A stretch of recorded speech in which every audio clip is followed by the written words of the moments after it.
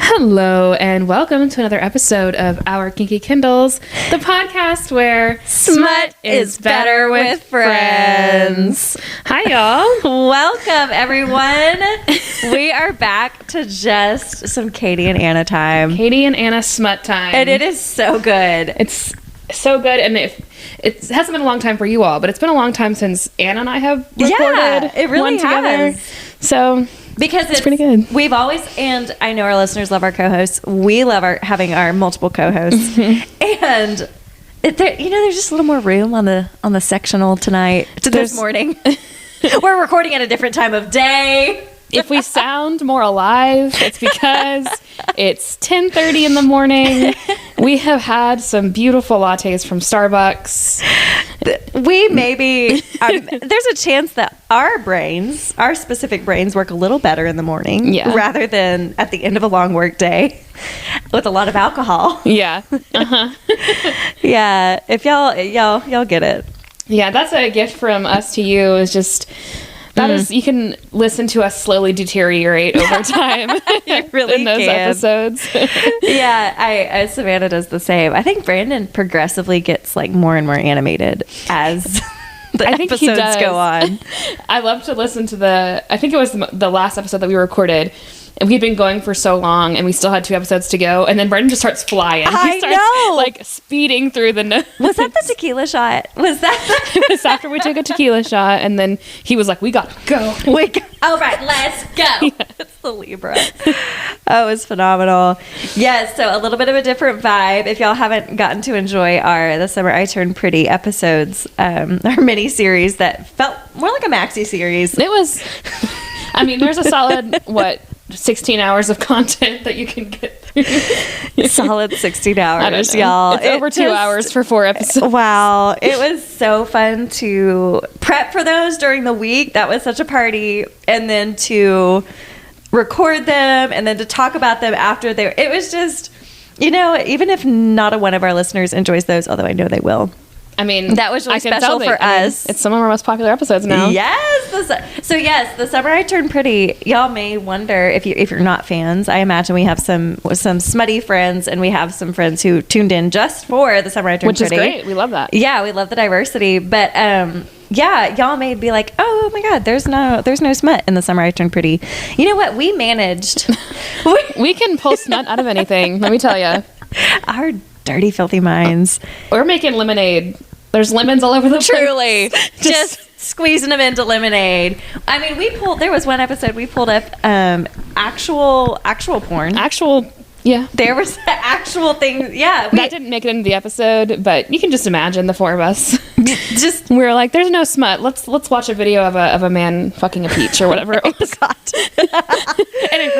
Yeah, let's just all sit back. Yeah. So we ranged a lot in our topics for those.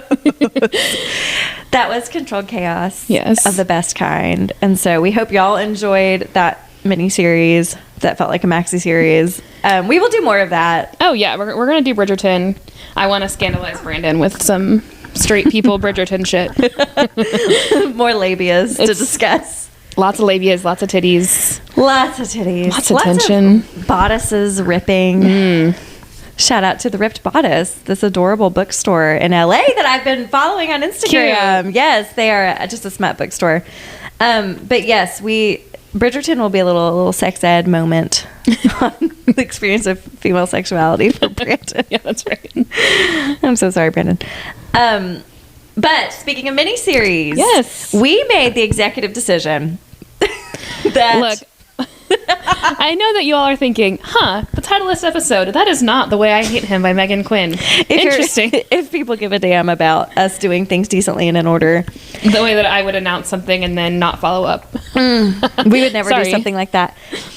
This is our podcast and we make the rules. That's right. Taylor Swift said it first and best, but this is our house and we make the rules. So we decided,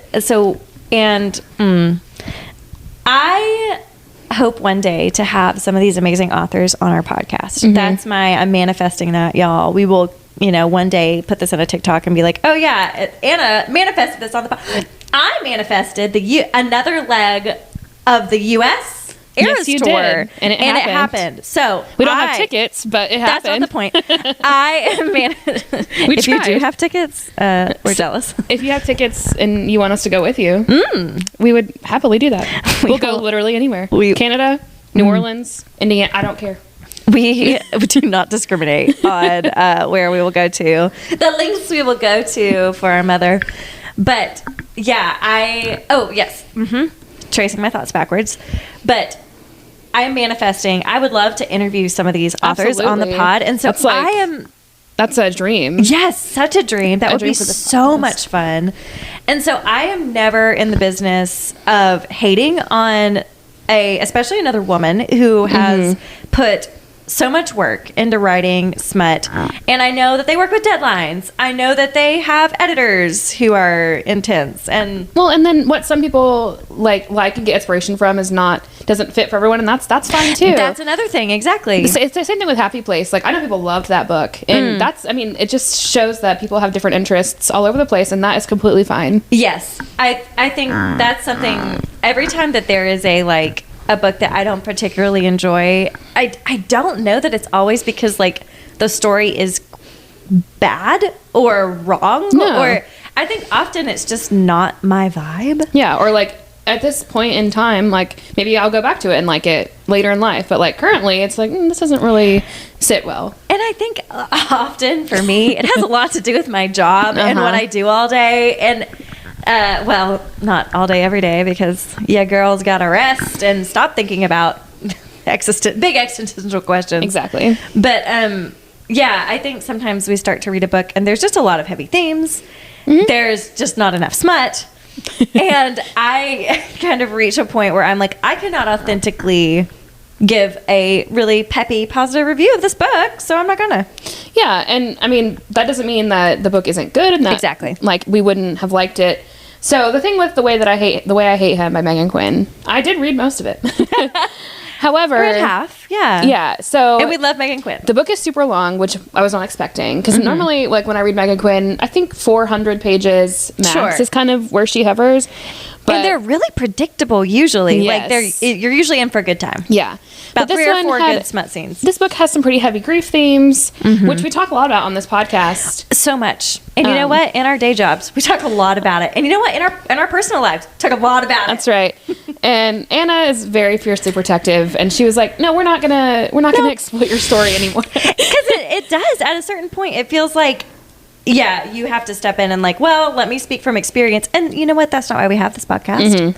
We like to share parts of our stories, but there just reaches a point where, it's not enjoyable. Yeah. We do this for fun. We do this for our listeners, and we do this for the hope of it all. For the hope of it all. We do this for joy. We do this for silliness. And so, true to our mission of hope, joy, silliness, and celebrating sexuality, we shifted course. That's right. About 48 hours ago. Once we realized that I was 374 pages into the book and there hadn't been any sex yet, it's and I looked down and it said 60% through the book. I was like, oh no. Oh no.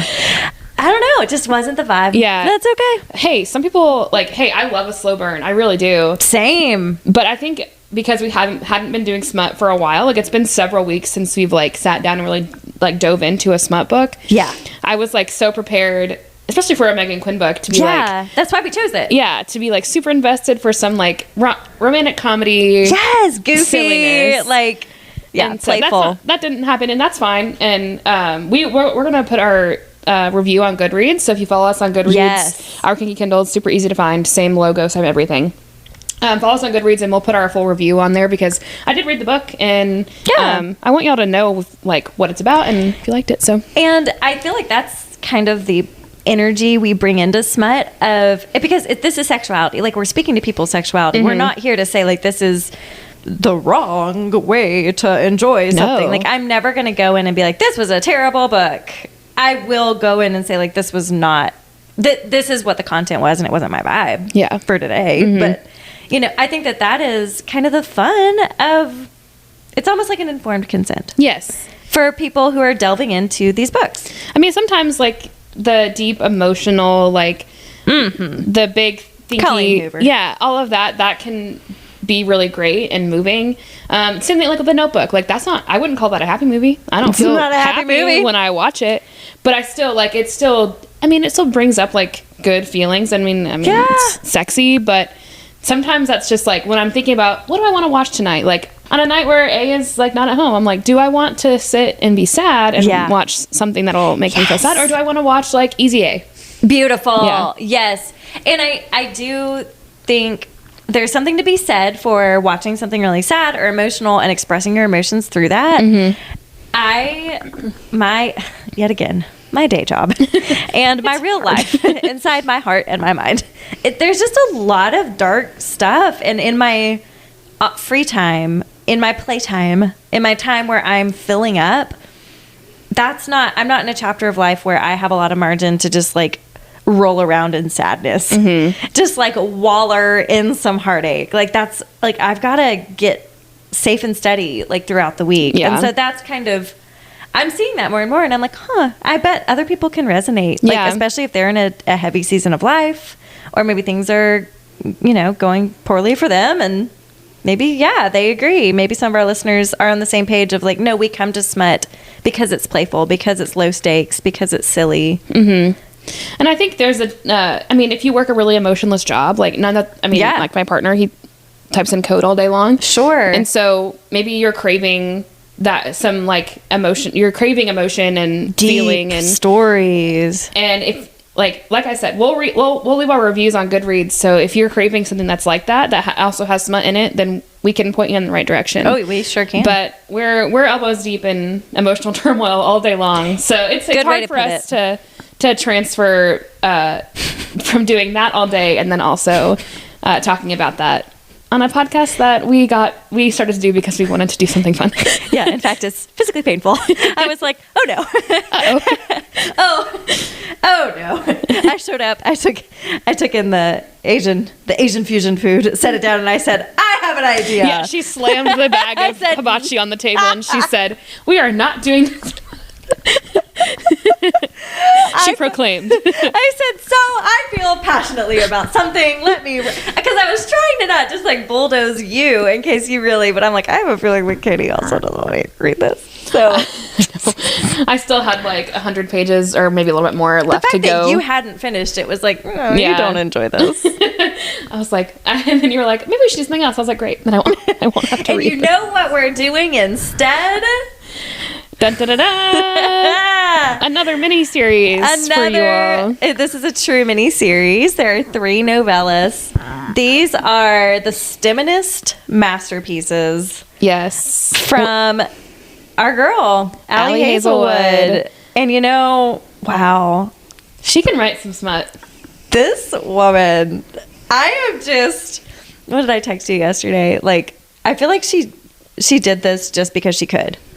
She's like, I can do this in 137 pages. She's like, I can make you fall in love and get horny in 100 pages. I'll show you. My mind is blown. Mm-hmm. So I had read these 3 when they first came out. I mean, God, when did these? I don't see a date on the Goodreads, but it's been a couple years maybe.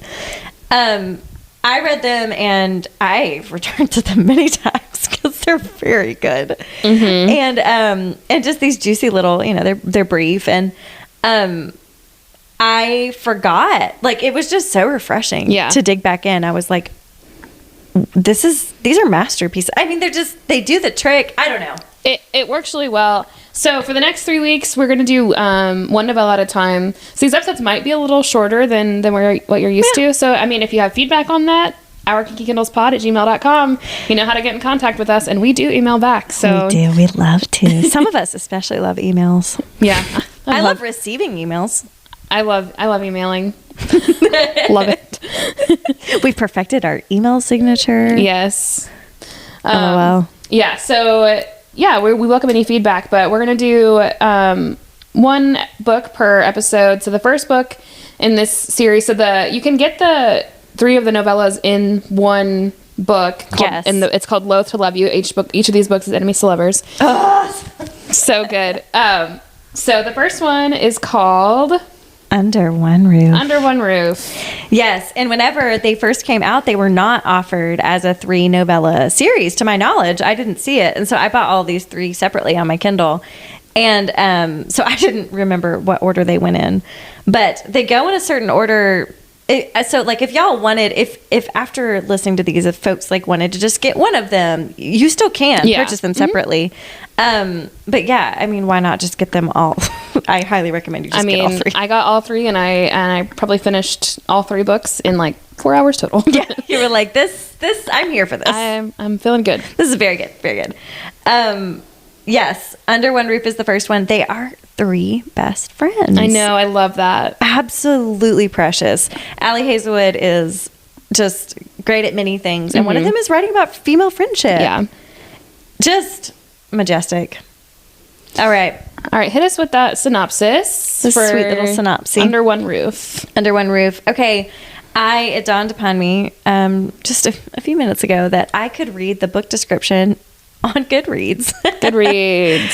Because it's a little more succinct, and these might even be written by the author or by their publisher or something. I don't know. It's cute. But okay, so this is by somebody on Goodreads under the Under One Roof little Goodreads page.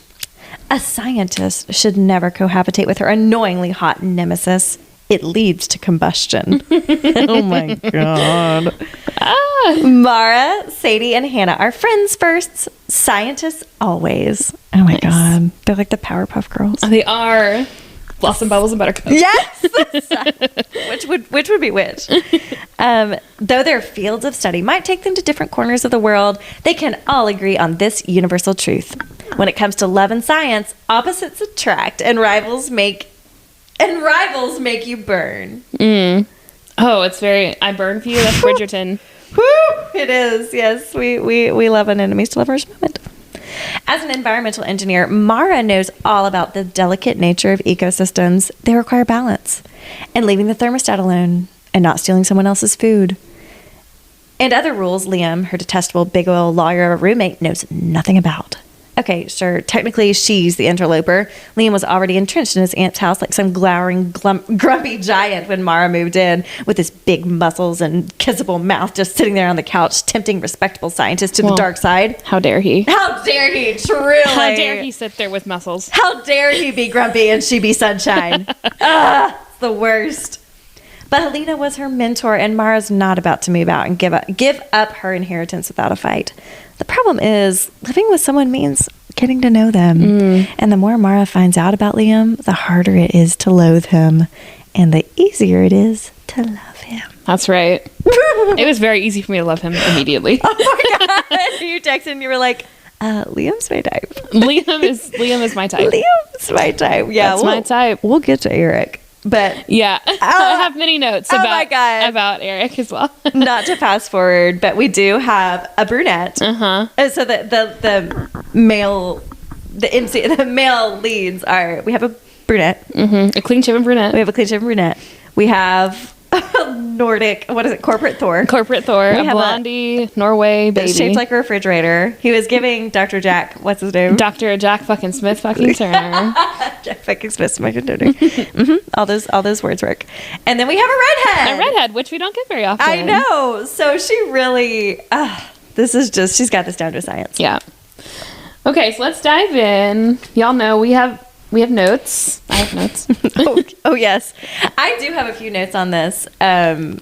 We'll get to it. Okay, tell me what you got. All right, so full disclosure, I do have like the 3 set, and so for this one it won't matter, but like in the later books, I'm going to be on page like 150, but it's actually the beginning of the book. So, sure, sorry about that. And this is Kindle, so the pages are made up, and points don't matter. Points don't matter, depending on the size you have it set, and the size of your actual Kindle. Yeah, you know.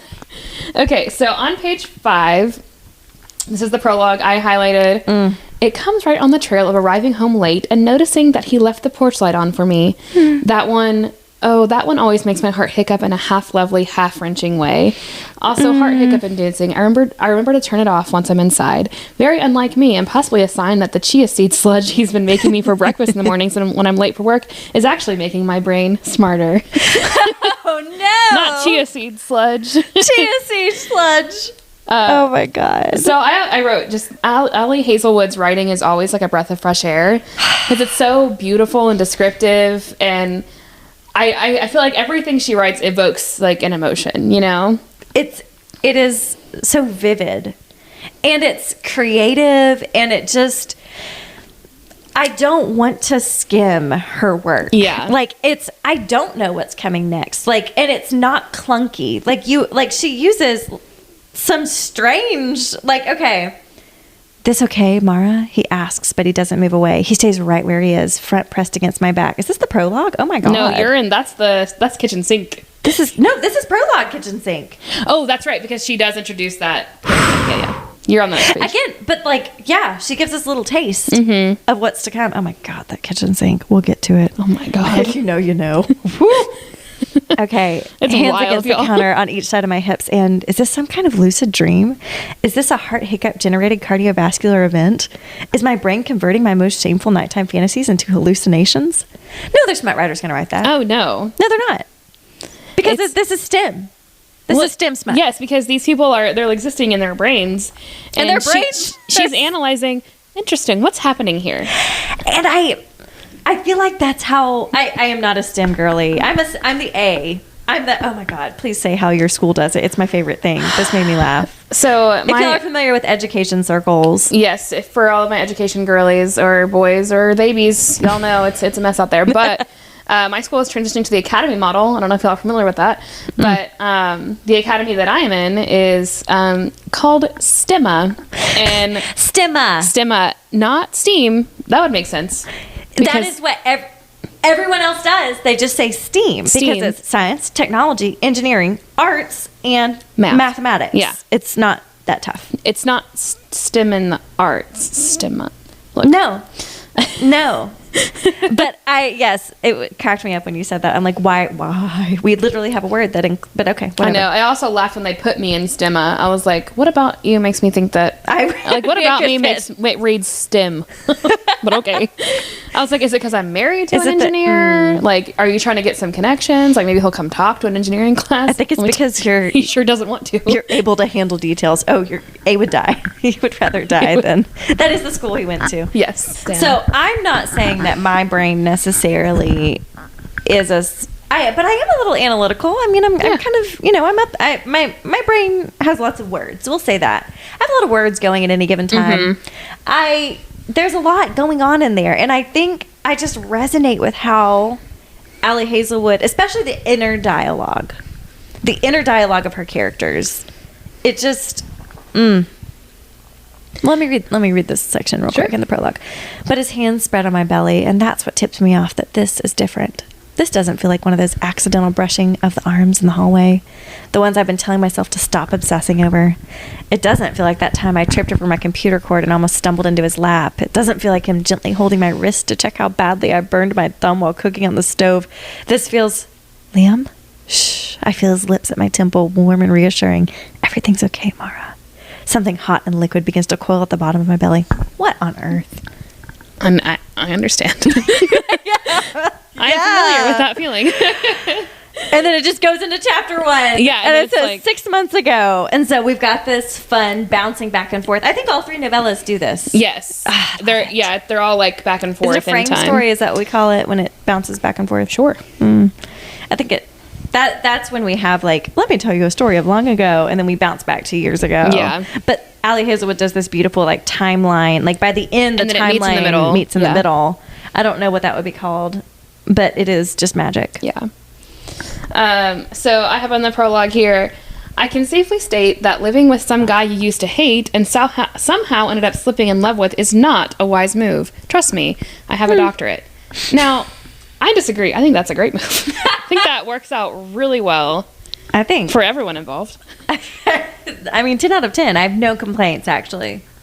I think you just read this, but... Oh, please. All of a sudden, Liam is not just standing behind me. I'm being crowded against the sink, the edge of the counter pressed into my hip bones, and there's a tall wall of heat flat against my back. Oh my God. Did he trip? He must have tripped. This is an accident. This is not an accident, and also a very hot fantasy that I enjoy. Yes. Like a kitchen sink. I'm into that. Okay, I have saved this to tell you now on the pod and not in person. Oh boy. No, that's not what you think. But so this is personally one of my favorite fantasies. The whole bent over trope. Yes. Oh my God, what is it about that? I think it's got to be the urgency, right? I'm such a feminist. Like, I am such a, like, no, I'm strong, I'm empowered, but bend me over something?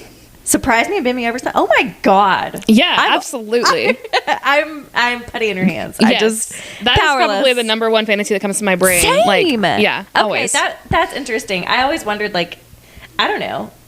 Yeah, it's so hot. It's so hot. And I think Allie Hazelwood knows that. But so it's one of my favorite things. One of my favorite tropes. I don't feel like we read it enough. Getting bent over something, being surprised and bent over. I know. Oh my right. God, so hot. Underrated. Liam, he does a big surprise. Liam does an incredible job. But so I absolutely love it. But I was trying yesterday on the boat. I was trying so much to just catch up. I was trying to read, and my angel golden retriever partner, who he just loves to talk. He loves to interact. He needs attention. We'll say that. Yeah. He's a Jeremiah. He just needs somebody to play with. He needs somebody to play with. And I was the only person on the boat. And so I very wisely said, babe, would you like me to just read to you? He loves to be read to. He loves audiobooks. And so I proceeded to read him the entirety of the last 3 or 4 chapters of Oh my God. in this one. I think the sex scene in this one is probably the dirtiest of all of the 3. It's magic. It's so good. Absolute magic. It is so fucking good. Let's just say that he was really happy about that. He really felt good about that. He really appreciated that, and he hasn't stopped talking about it. So we'll just leave the rest to everyone's imaginations. But oh my God, I was like, this is an underrated. I should read smut to him more often. Yeah. He absolutely was thriving. It was so fun. I love it. And I got to do my homework. My podcast homework. Your podcast homework. Okay, on page 9 in chapter 1, this is 6 months ago. This, I suppose, is what happens when you meet your best friends in grad school. One minute, you're happy as a clam, clutching your shiny brand new engineering diploma, giggling your way through a 5th round of Midori sours. Then the next you're in tears because you're all going separate ways. FaceTime becomes as necessary as oxygen, and there are zero neon green cocktails in sight. Your slightly deranged monologues don't happen in the privacy of the apartment you share, but in the semi-public backseat of an Uber while you're on your way to have a very, very weird conversation. See, that's the thing I hate most about adulting. At some point, one has to start doing it. 2,000 highlights on The Adult. That's right. At some point, one has to start doing it. Some of us try to run, but you cannot hide. It's going to catch up with you for sure. Will catch up. It's one of those things. If you keep on trying to avoid it, it's only going to get worse. Yeah. And grad school is such a weird time. Yeah, it is. Especially for us, we went back. Yes. As a second career, as adults. Yeah, grown adults. Not freshly out of undergrad in grad school. 0 out of 10 would. But confirm, you can meet your people there. Yes. Seriously, in a pandemic, we started our program in the year of our Lord Taylor Swift. 2020. 2020. That was terrible. That was... Paid so much money for a program that we did mostly virtually, which was not what we were. If I wanted a virtual program, I would have done another program. I could have done something so much easier. Something so much different and so much easier. My brain is still fried from it. This morning I was saying, I said something about how grad school is easier, and I take it back. It was different. It was different. It was an alternate reality. It really was. It was very weird. It was, our responsibilities were different. The expectations were different. And it's very intensive in that, you when you meet people there, you have to become close so fast because it's survival. You have to have people around you that are going to support you. It's trauma bonding. Yeah. And you have to kind of our program anyway kind of fractured off into teams at some...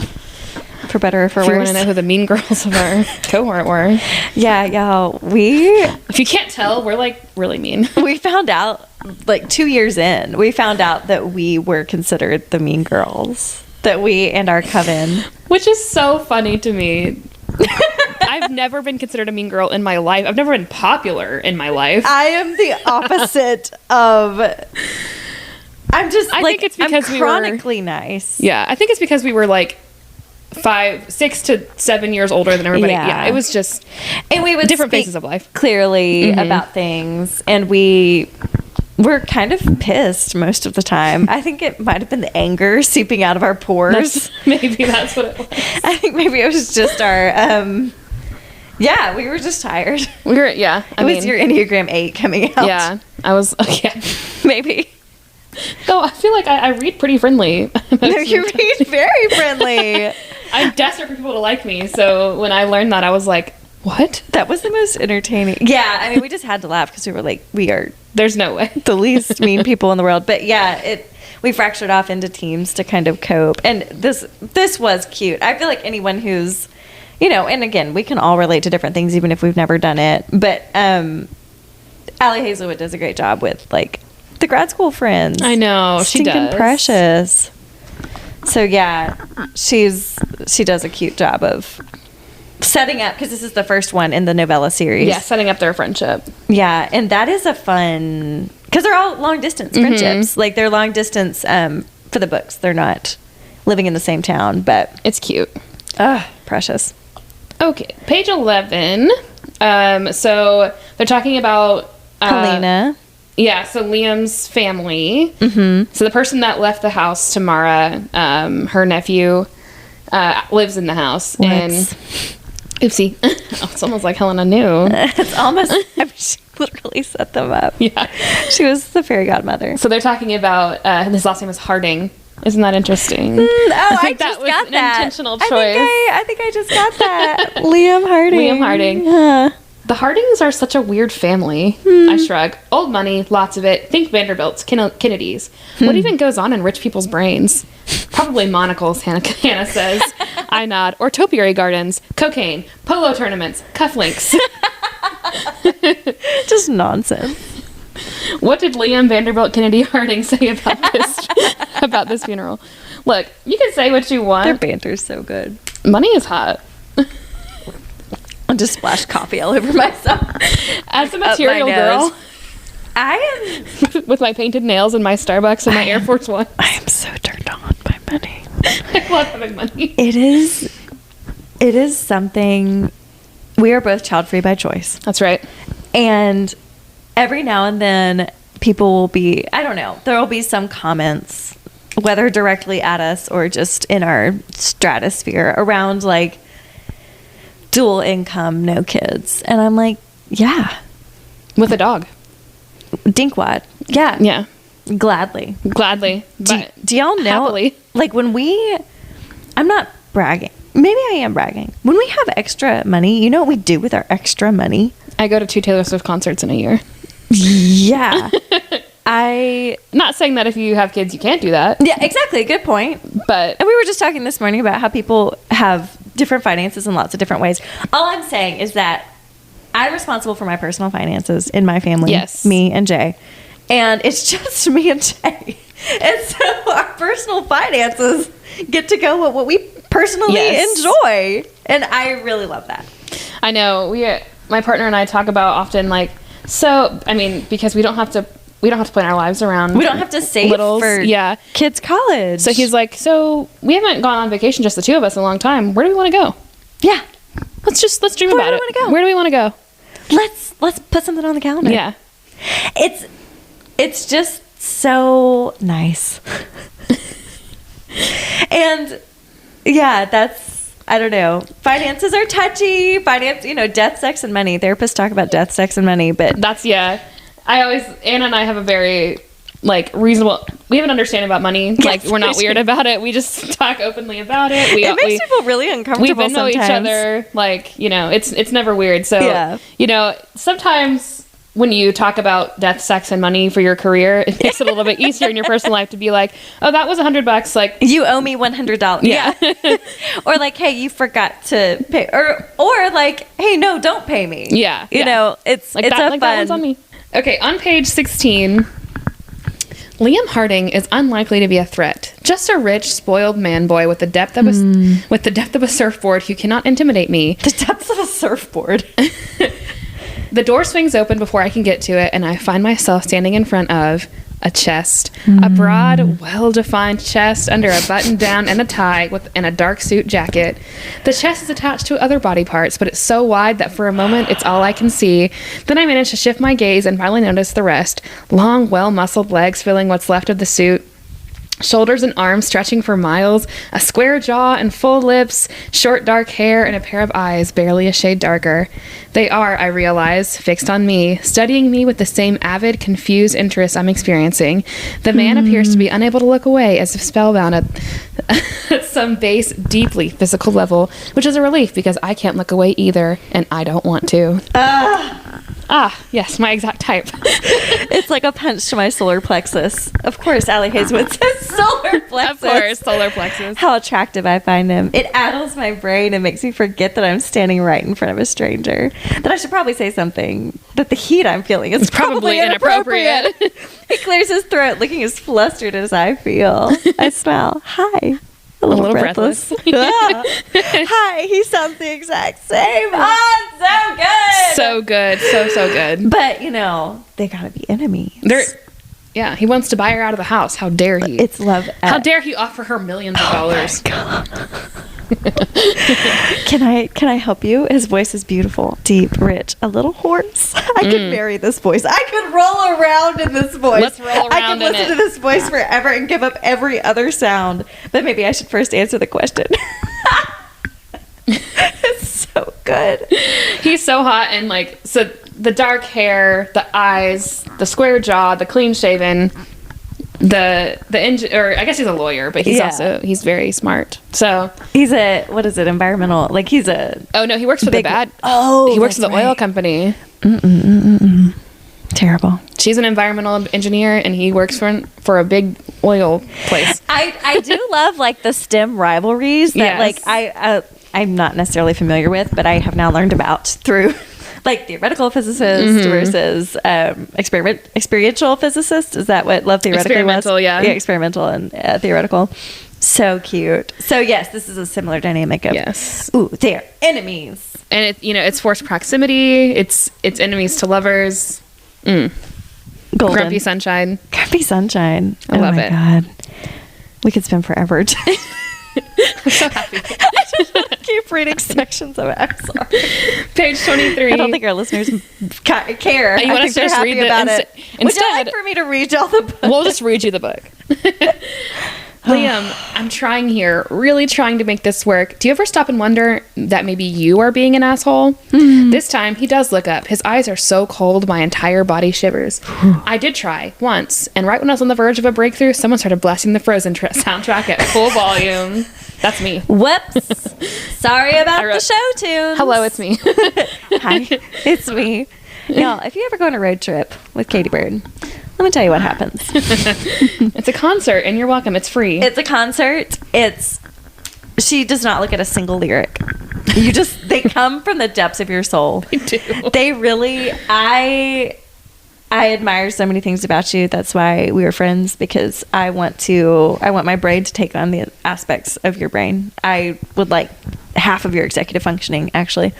That would be great. That would help me a whole lot. I would like to give away some of it. I would like to stop caring so much. Actually, okay, let's split it up. That'd be great.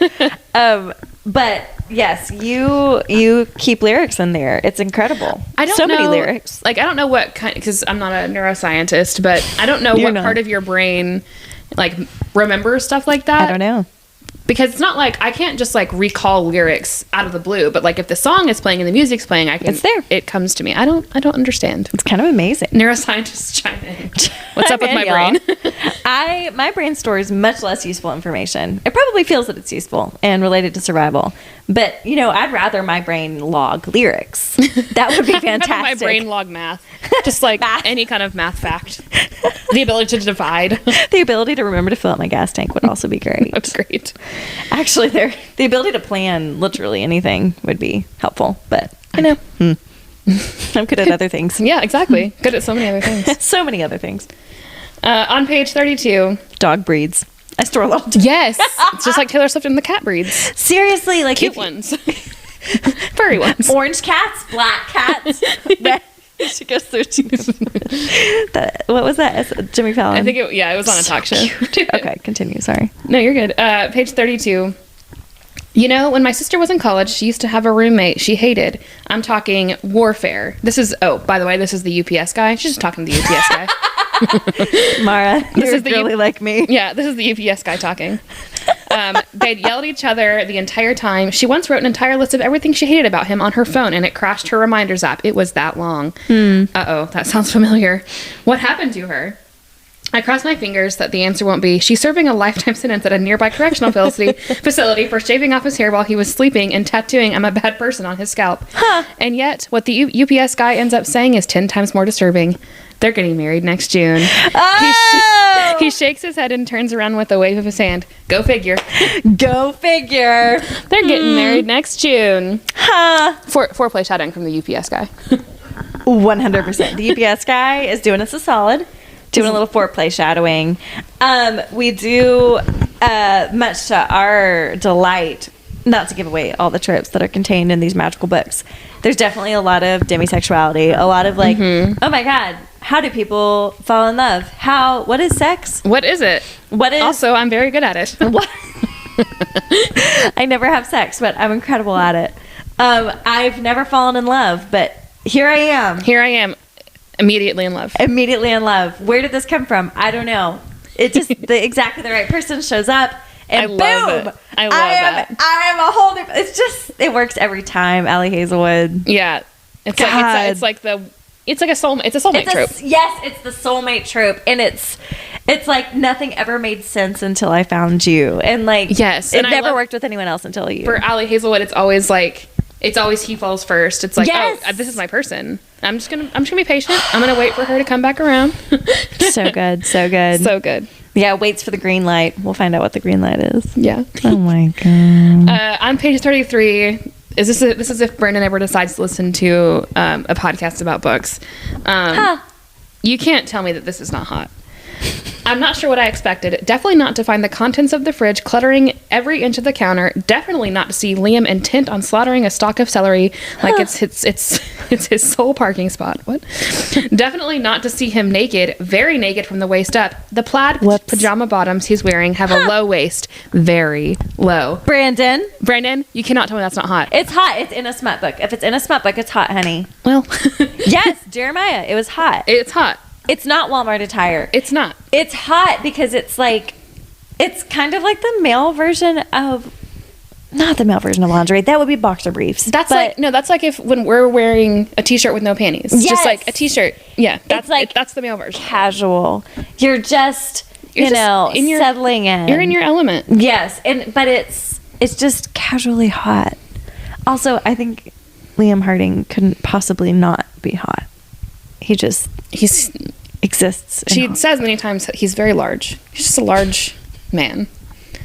He's so big and I'm so small. What am I gonna do? I'm just a tiny little soccer player. I'm just teeny tiny and little. No one could ever love me. I'm so cute and small. Who could love me? These tropes are so good.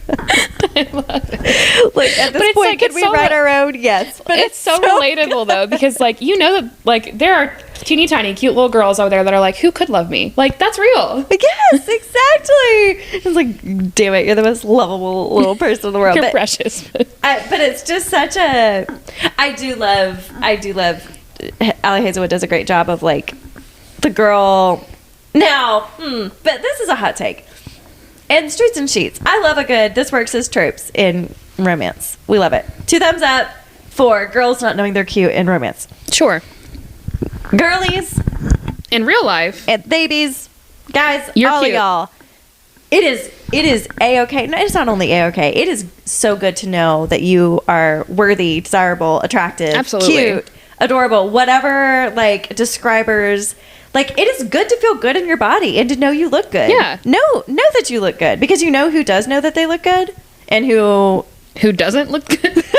That's men. Men. They're looking in the mirror. There's research on, like, when men look in the mirror, they estimate, like, that they are, like, 10 points more attractive. Yes. Like, have you seen that study? It's like a Likert scale. Like, they're like, they look at themselves in the mirror and they're like, oh, I look really great. And women look at themselves in the mirror. This is very binary, but they look in the mirror and they're like, I look like 5 points less attractive than I actually am. And it's that false modesty. I don't know. And I think this is genuine that Mara's like, oh no, I really don't see myself that way. I don't experience myself as being really attractive. Are you following what I'm saying? Yeah, like girls don't. I always think of that. There's they did the study where they had everyone had like Likert skin. It wasn't directly related to what they looked like, but they had a number on their head. Rate yourself. Yes. And so I'm about a 6. Yeah, and so people gravitated toward like numbers that were similar to them. Yes. And so like what always helps me is like I look at my friends. I'm like, my friends are fucking hot. Yes. I'm like, they're friends with me, so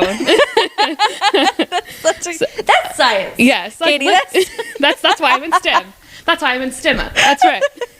In STEMA. Take a look at your friends. You're like, if your friends are hot. Yeah. And people gravitate toward people who are similar to them. So yeah, then by default that means that we are hot. That's right. We are definitely hot. It's such a, I don't know. I feel like, and this goes back, I think I've mentioned this book on the pod a few times now lately because it's kind of rocking my world. I super love it. But it's On Our Best Behavior. It's by Elaine Lochner. On Our Best Behavior, New York Times bestseller. It is about the 7 deadly sins and how it controls women. And it's specifically, like since the dawn of time, not to get in the weeds about this, but women are not allowed to take ownership of like, no, I'm beautiful. Yes. So lust is one of the 7 deadly sins. And women aren't allowed to say, no, I'm attractive and this is why. Like that like is off limits in our culture. Well, we're always trained to like when someone compliments us, it's like we give an excuse. It's pride is another one. Yes, pride. like I love your shoes. Oh, thanks, they were on sale. Like, oh yeah, we have to give a disclaimer. You qualify it. Yeah. Or like, and like if someone tells you like you're so pretty, it's hard to just be like thank you and then leave it at that. Or it's like I didn't even wash my hair today. Like, yes. Oh my God. It's so conditioned, deeply conditioned into our everything, all of our conversations. And it's such an easy, like, it is far harder at this point in my adult life to edit it and not just say, thank you. Jay will, my partner, like we've been married 8 years and he will tell me I'm attractive or you look good. And I'll say, what will I say? I hear myself say it, and I'm like, I don't know how to stop saying it. I know, it's like if ever compliment. Oh yeah, go ahead. Oh, sorry, I'll lose it if I don't say it. But I'll say, well, at least I've got that going for me. I've got that going for me. That's what I say. Why am I saying that? My response, like if A ever compliments like what I'm wearing, like, oh, that's a great dress. I love that dress. I'm like, you do? You like it? And like, yes. And you do? And it's just such a surprise after 12 years together. Surprise, like genuine surprise. But it's like, and it's like, you know, being self-depreciating and having like a sense of humor about yourself is lovely. Y'all, I mean, don't. Like, let's have a healthy... Yeah. But, like, having a healthy self-esteem includes saying, yeah, I know I look good. And that's, like that's I'm hot, proud, too. Like, yeah. I love being in my body. I love who I am. Yes, thank you. Like, or, like, you look great today. Thank you. I feel great today. I feel great. Yeah, the sun is shining. My body helped me go on a walk this morning. And, like, I ate a great breakfast. Like, yeah. It's... I don't know. This is a very complex topic that, you know, I could talk about for... the rest of my life. I think it's fascinating. But women, it's okay to know. It's okay to know that you're beautiful. Yeah, and like the same thing, like nobody's going to tell you otherwise. And if they do, dear God, please get them out of your life. Yeah, for real. Like if you were to talk to a man and like compliment him on how he looks, and he was self-degrading and like didn't take a compliment, like that's not hot. It's not. I'm not attracted to that. Like I want to be confident. Like if I'm like, damn, you look good. Like I want to be like, yeah, thanks. Like because it's way more fun to like have somebody. My first boyfriend told me this. Like he was just like, just take the compliment. Like don't make me fight with you on this. Like I don't want to have to like tell you a million times like and make you believe it. Just like take it for what it's worth. Just accept it. Yeah, and it's I don't know. It's just a growth edge, but it is cute in this book. Oh yeah, for Mara to be like, I just didn't think that people saw me that way. Yeah, well, and I think Ella Hazelwood, she does a good job because a lot of times her characters will, maybe not know how hot they are, but they also are not insecure about themselves. Like, Ooh, she does yes, make a good point of saying, like, hey, I'm not insecure about my body. Like, this is my body works well for me. Yes. Oh, God, that's true. She does a good job of, like, I'm not apologizing for my body. I just do not experience life as a primarily sexual person. Yes. I experience, you know, these are some STEM focused main characters. And so that is more the vibe that she kind of brings to her work, which is beautiful. Okay, page 57. He shovels snow like it's his one and only vocation. Oh my God. Maybe it's the isolation-induced insanity speaking, but there's something hypnotic about it. The rhythmic rise and fall of his shoulders under the black fleece, the seemingly effortless way he's been going at it for hours, occasionally stopping to wipe the sweat off his brow with the back of his sleeve. I press my forehead to the window and just stare. I can almost hear Helena's voice in my head. Would you like to borrow my birding binoculars? Shut up, I Helena. blindly ignore it. Yes, Helena, I actually would. Thank you. I would like to borrow your binoculars. God. The forced proximity. They got enemies. snowed in together. Okay. Can I read Please, too? I don't even know what page this is. I don't know how or when I did it. Maybe you can help me fix this, but I don't have page numbers. It just says chapter 2. Chapter 2. Okay. Sure. It doesn't matter. This is just all one delicious, delicious thing.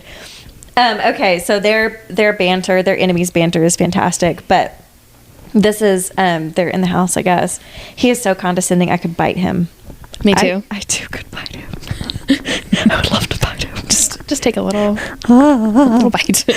Instead, I square my shoulders and step even closer. I do something you've probably never heard of. It's called recycling. Is that so? He sets the knife on the counter and glances to me at the bins I installed after I moved in. They are overflowing, but only because I've been too busy to bring them to the center. And he knows it. There's no pickup in the neighborhood, but I plan to drive to the... What are you... Liam's hands close around my waist, his fingers so long they meet both on my back and above my belly button. That's crazy. Such a trope. How small are you? How small are you and how big are his hands? Although, think about... Taylor Zakar Perez. Oh my His hands are very big. God. I'm interested. I just want to stand next to him. That's all you want to do with him. You just want to stand Climb next up to a him. little tree. He's so big. He is so big. Brandon, have we talked about this on the pod? About every 24 to 36 hours, we receive... Oh, we did talk about the dick We pics. receive a full frontal nudity dick pic from Brandon. Not of Brandon. No, please don't start doing that, Brandon. Oh my God. We love you so much. Please don't do that. I don't want to see your penis. We're good. We're not putting our labias in there. We don't need to see your penis. No. We're good. Yes. So when we say that we just want to stand next to Alex from Red, White, and Royal Blue, we mean we just mean we want to stand there. I just want to see what it's like. But we just keep on getting that picture dropped in our group chat constantly. Sometimes sent with invisible ink, but mostly not. Mostly not. Just shows up on your watch around minors. Around people. I'm trying to do a fire drill. Full penis. Just a dick on my watch. In a steamy locker room. Oh my God. Okay, sorry. I'm not even done reading this. Oh, go ahead. Okay, we were talking about long fingers. I cannot. Yeah. Ain't no way.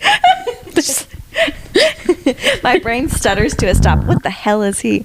He lifts me up till I'm hovering above the floor, then effortlessly moves me a few inches to the side of the refrigerator. Oh my God, oh my God, oh my God. Like I'm as light as an Amazon delivery box. A trope indeed. But Throw me around. throw me around.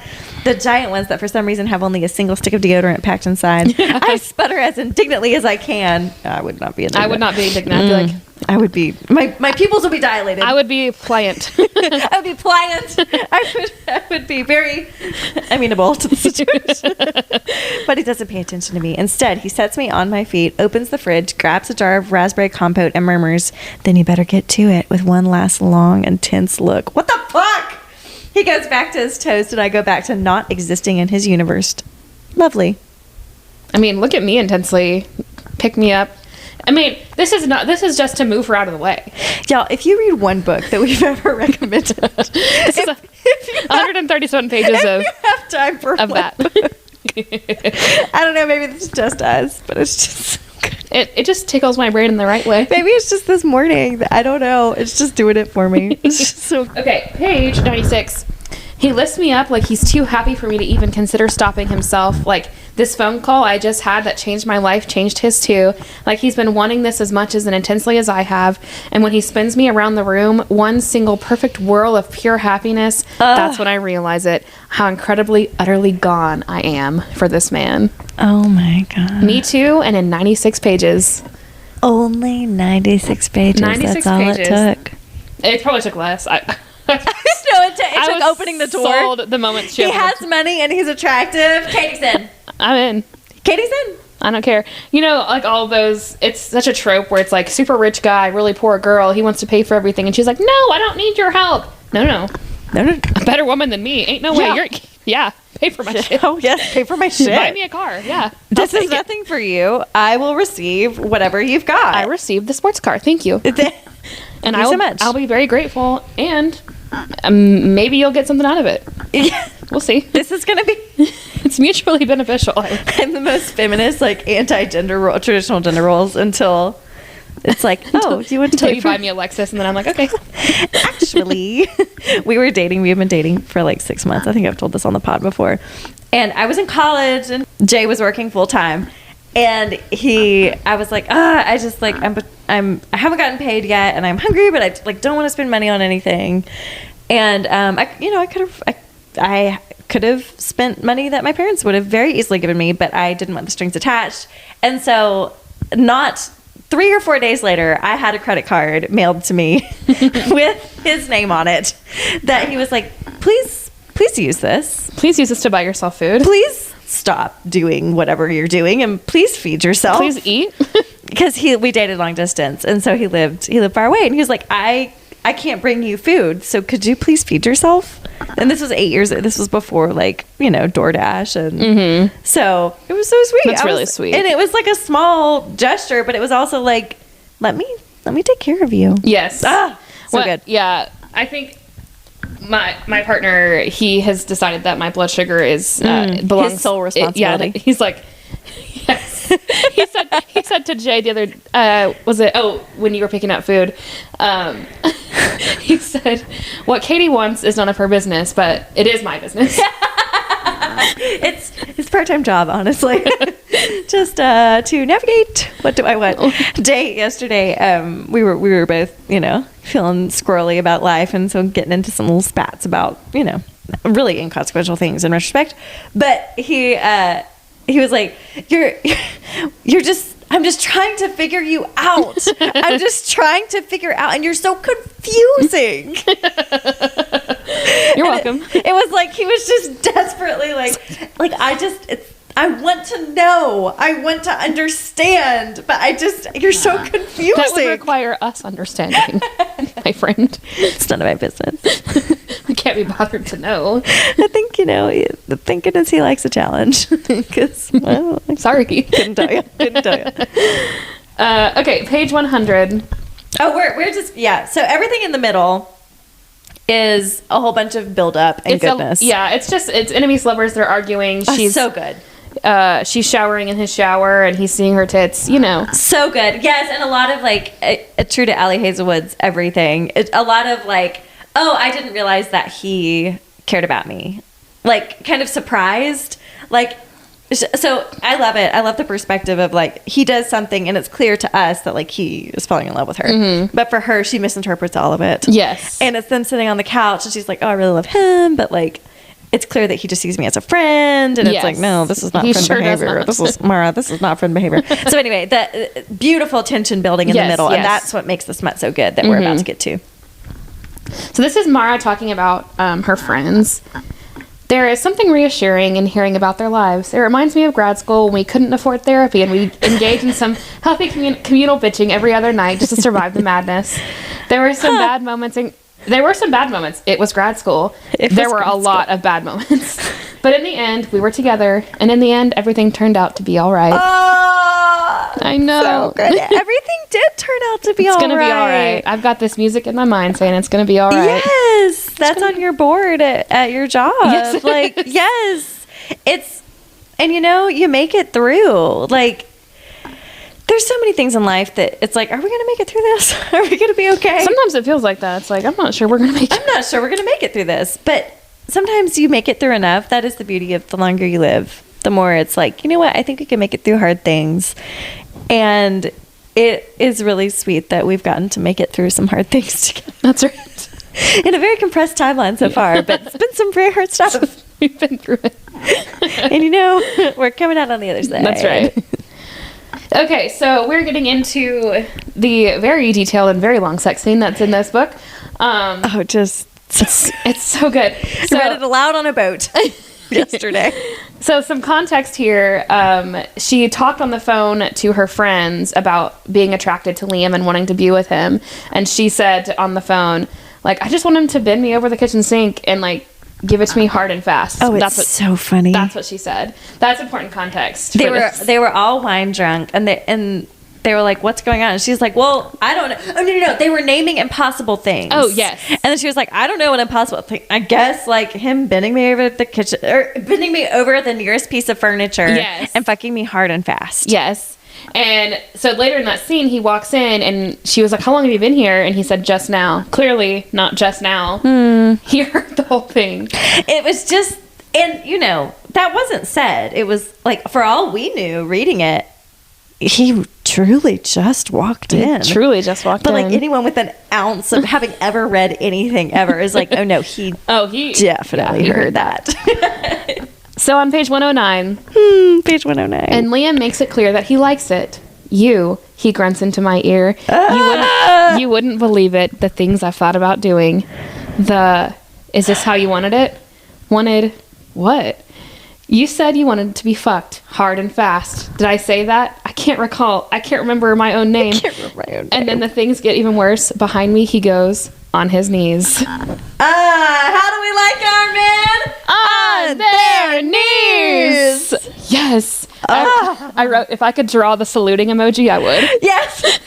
That is attitude. Oh, I was like, I am interested in what's happening here. Let me see if I can find it. Oh, it's one of my favorite things. Oh, there we go.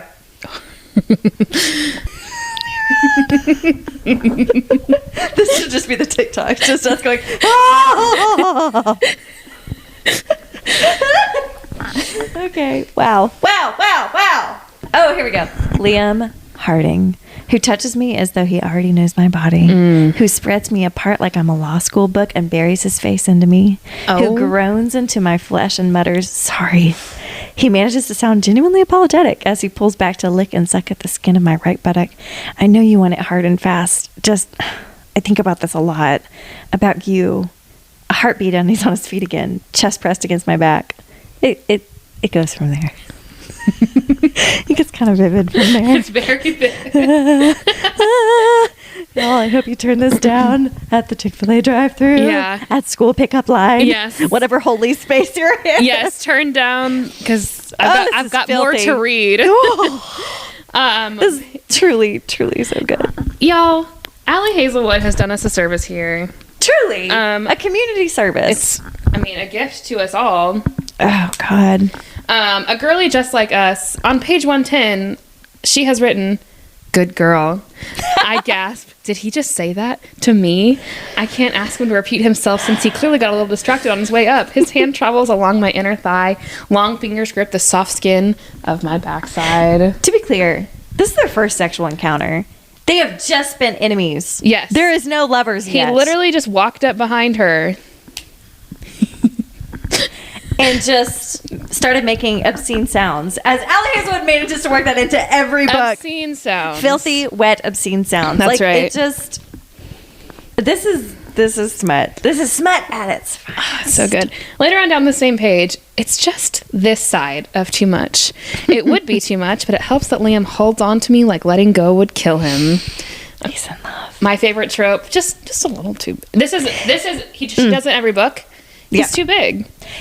She, again, this is very good at the, it's just too big. How is it gonna fit? This side of too big. Yes, it's she says, but my body seems to be into this. Unused, hidden spaces, stuffed full, fluttering around.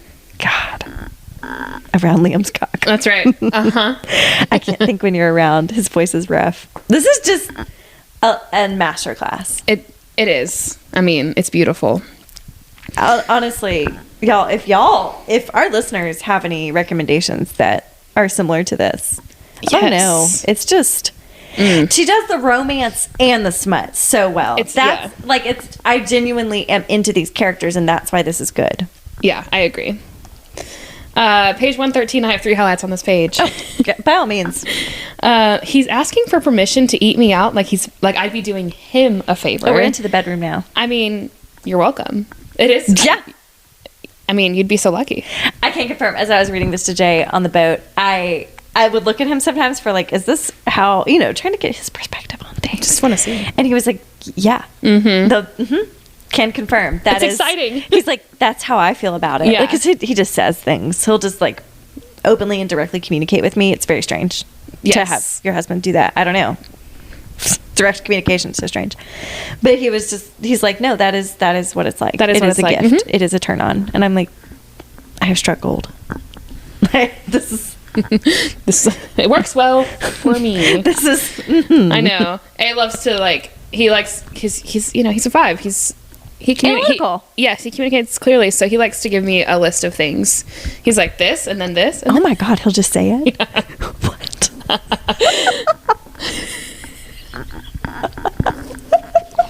What is this life we live? He's like, does that sound good? Do you have words? No. I'm just...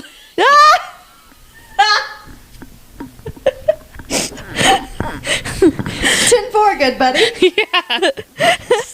2 thumbs up. It's sounds great.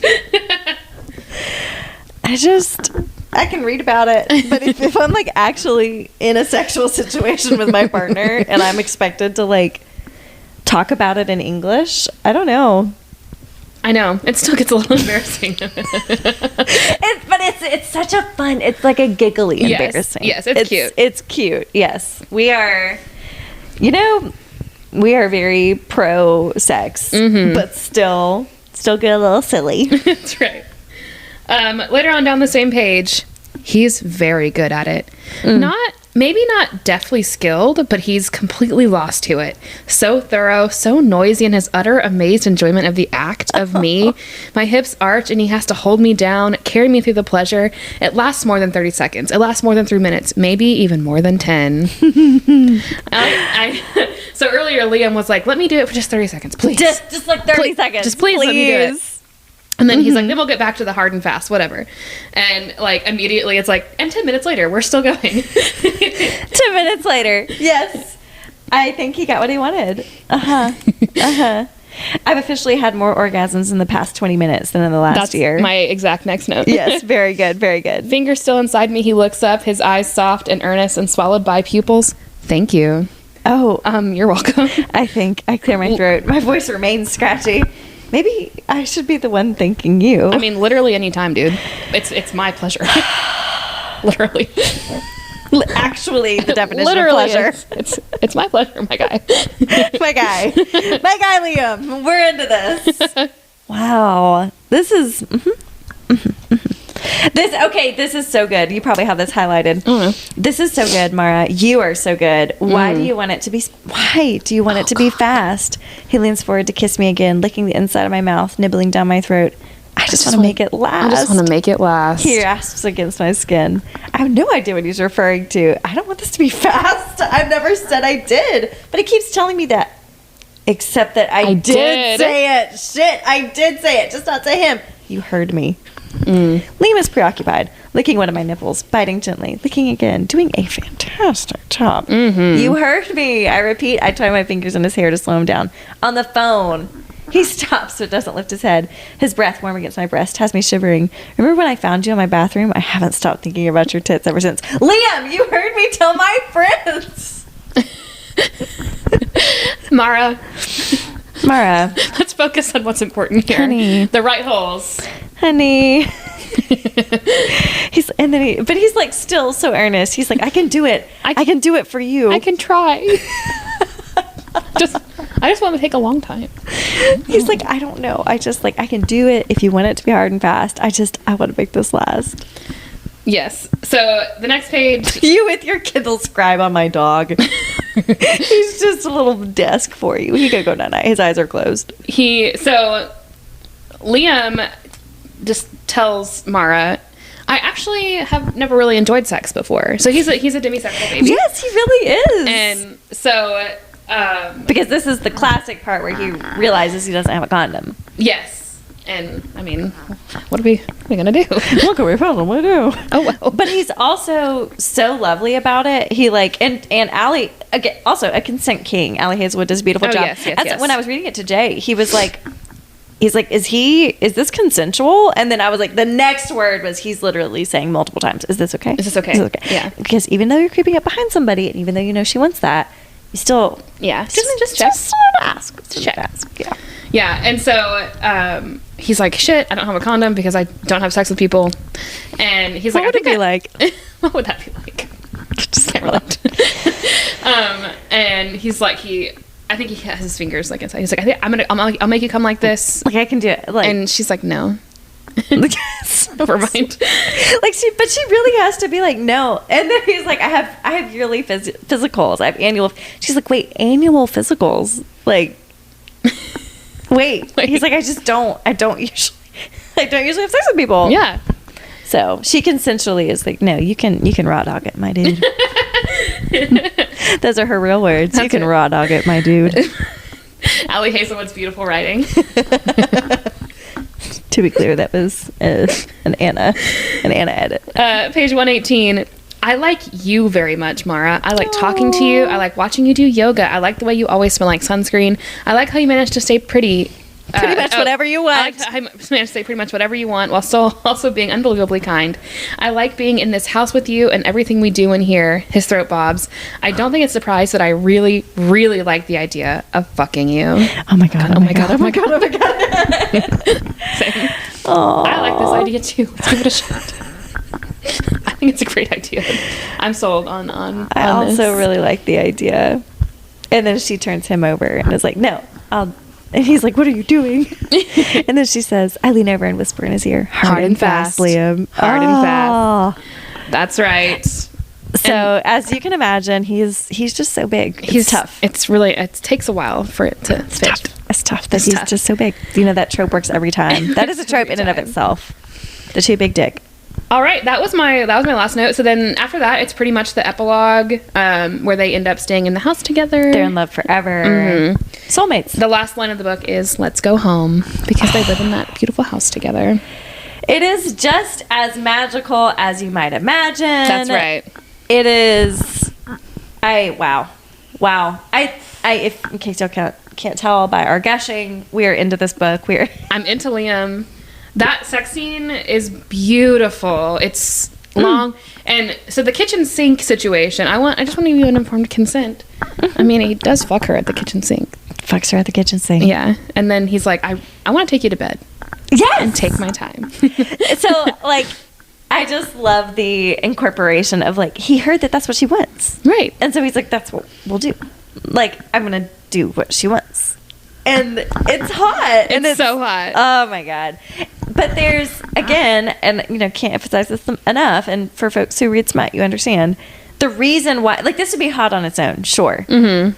But the reason why it's so good and memorable is, like, we've had this lead up for 100 pages of the sexual tension. Building and building and building. Mm-hmm. Them falling forever in love.